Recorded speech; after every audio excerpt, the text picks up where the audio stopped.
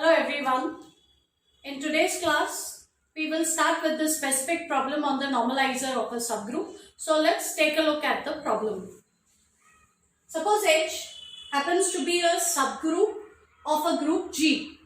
So to begin with, H is a subgroup of some group G and we define a new set N of H, which is called the normalizer of H in G, to be the collection of all elements from G for which the left coset is equal to right coset. See, if H is a normal subgroup, then every left coset is going to be equal to corresponding right coset of H in G. But here it is not given that H is normal. H is only given to be a subgroup. So possibly some left cosets are not equal to the corresponding right cosets. So we are collecting all those elements for which the left coset is equal to corresponding right coset. Or if we post multiply by G inverse, then it will be the collection of all those elements for which G inverse becomes the same as H. And we wish to prove that this new set that we have defined, which we are calling as the normalizer of H, this new set also becomes a subgroup of G, and towards the end I will tell you why it is okay to call this set as normalizer of H. Next we will prove that H is a normal subgroup in this group. Then we will prove that if H is normal in any other subgroup K of G, then K has to be a subset of NH. I'll go over these properties in details as we solve the problem. So maybe we'll just start with property 1. N of H is defined as the collection of those elements for which left coset is equal to right coset, and we wish to prove that N of H is a subgroup of G. This new set that we have defined should also become a subgroup of G. So firstly, it is clear that we are picking up elements from G. So clearly, this set is a subset of G. Next, look at the identity of G.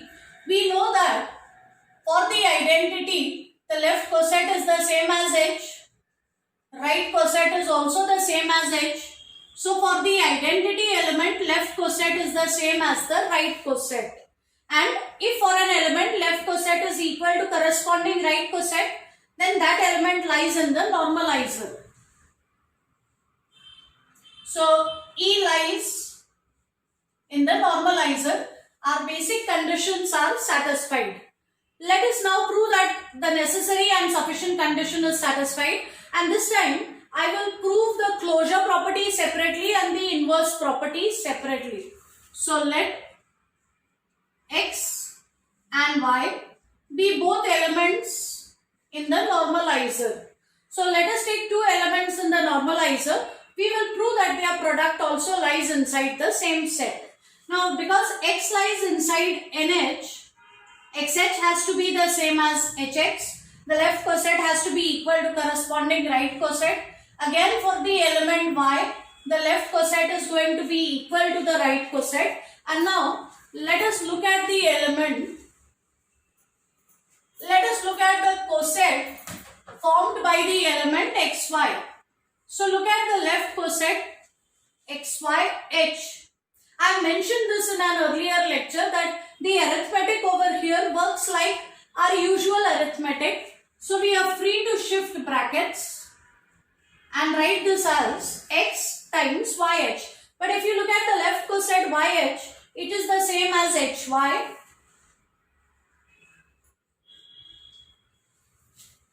So in place of YH, I can write HY. Let me again shift brackets. Once again, the left coset XH is the same as HX. So I can write this as HXY. And one last time, let me shift the brackets. So I can write this as H times XY. So finally we have proved that the left coset that we get for this element xy is the same as the right coset that we get for that element. So this element will lie in the normalizer. So if I take two elements in the normalizer, their product is again in the normalizer. That means closure property is satisfied. Let us now prove the inverse property.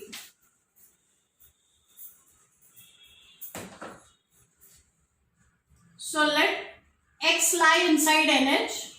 We will try and prove that x inverse also lies inside NH. But again, by the very definition, x lies inside NH means the left coset XH has to be the same as the right coset HX. And now let us pre-multiply and post-multiply by x inverse. So we will get x inverse XH, x inverse equal to x inverse HX, x inverse.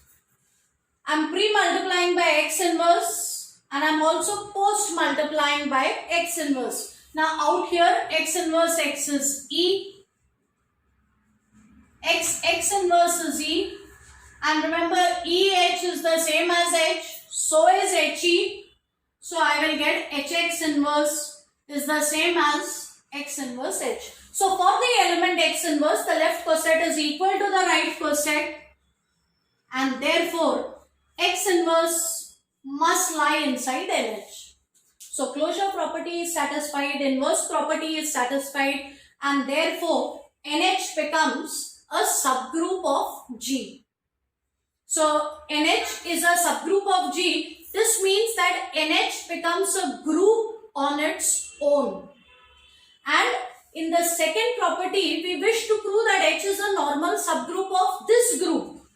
So NH is a group on its own. Now let us prove that H will be a normal subgroup of NH.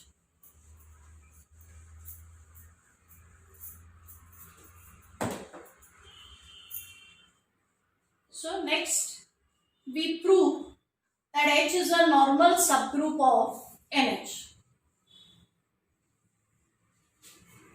As the definition goes, my first order of business will be to prove that H is a subgroup of NH. And how do we do that? Let us not go into the necessary and sufficient condition.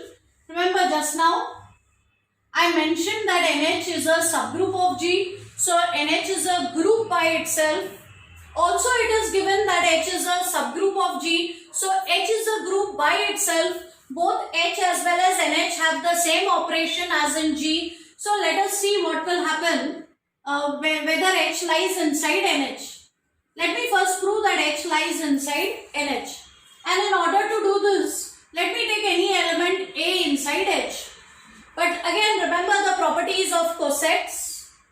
If I take an element inside the subgroup, then the left coset generated by it will be the same as the subgroup, and same property also works for right cosets. So left coset will be H, right coset will be equal to H.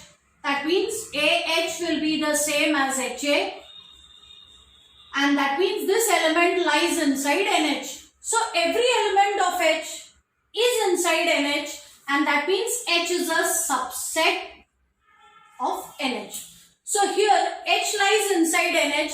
NH is a group on its own. H is a group on its own. Both have the same operation, and therefore it's like having a smaller group sitting inside a bigger group, and this smaller group is called a subgroup of the bigger group. So naturally H becomes a subgroup of NH. So we are halfway there. H is a subgroup of NH. Let us now prove that it also becomes a normal subgroup of NH.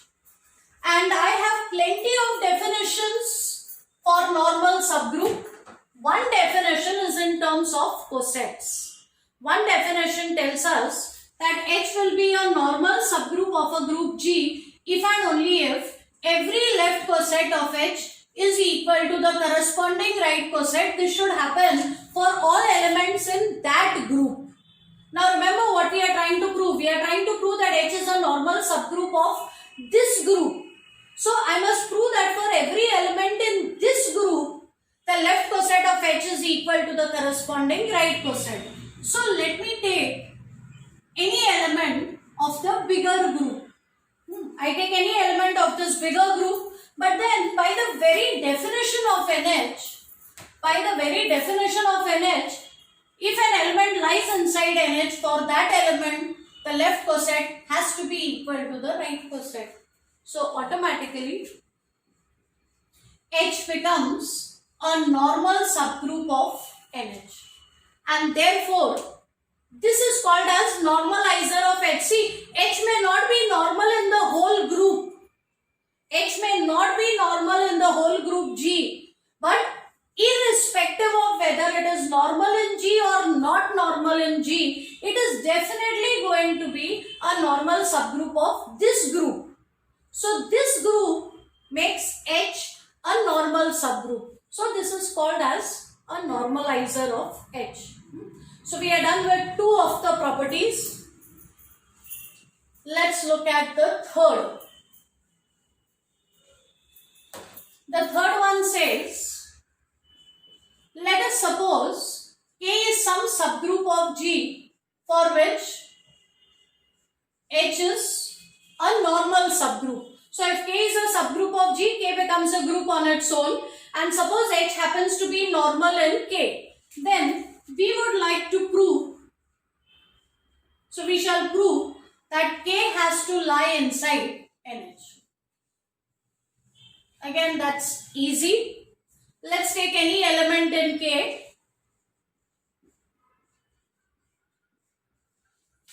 Remember, we are assuming that H is a normal subgroup of K. If H is a normal subgroup of K, for every element of this group, left coset of H has to be equal to the right coset. So in particular, for this element, KH will be the same as HK. But that means this element has to lie in the normalizer. So every element of K lies inside the normalizer, and that means K is a subset of the normalizer. So proving this was not difficult, but let's understand what exactly this means. So the picture would be like this. This is our group G. This is our subgroup H. To begin with, H is only a subgroup. I'm not saying that it should be normal or it should not be normal, nothing. H is just a subgroup of G. Then we define N of H, the normalizer of H.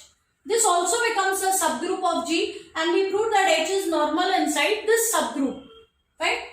Now we have proved that if H is normal inside any other subgroup of G, suppose H is normal inside any other subgroup of G, then K has to be here.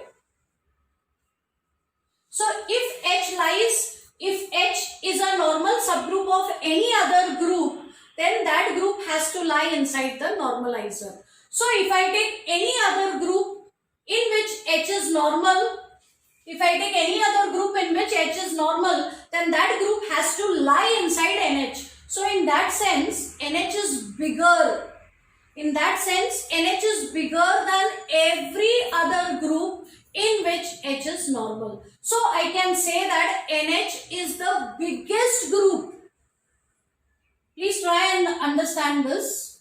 If I take any other group in which H is normal, then that group eventually lies inside NH, means it is smaller than NH, or NH is bigger than that. So if I take any other subgroup of G in which H is normal, then that subgroup has to lie inside NH.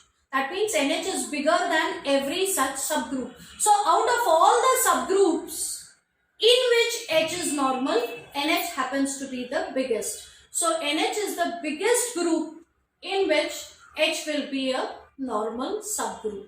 Okay. So that is the meaning of property 3. And now let's come to the final property. This is an if and only if result. Let me assume that H is a normal subgroup of G in the first part of the proof. I will try to prove that NH is the same as G. Okay. Now we use the same technique to prove that two sets are equal. We show that each one is a subset of the other. It's fairly obvious that everything happens inside G, and we have also proved in step 1 that NH is a subset of G. So 50% of the job is done. This set is a subset of this. Now let me prove that this set is a subset of this. Use property 3. What does property 3 say? If H is normal inside any group, then that group has to be a subset of NH. So here by assumption H is normal in G. Therefore by property 3, G has to lie inside NH. And therefore from these two relations it follows that NH is the same as G. So one way the result is proved. Let us now look at the converse. Part 2. Let NH be equal to G. Let NH be equal to G. I am going to prove that H is a normal subgroup of G, but this is really easy now. Use property 2. By property 2, H is already a normal subgroup of NH. We have proved this, and we know that NH is the same as G. So obviously H will become a normal subgroup of G.